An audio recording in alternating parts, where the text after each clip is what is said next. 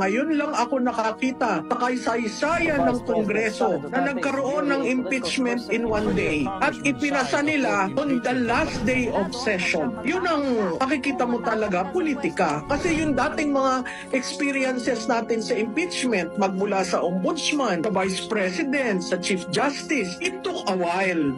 Very transparent, accountable yung process, kahit hindi mo nagugustuhan ang impeachment court na nangyayari, bukas sa taong bayan.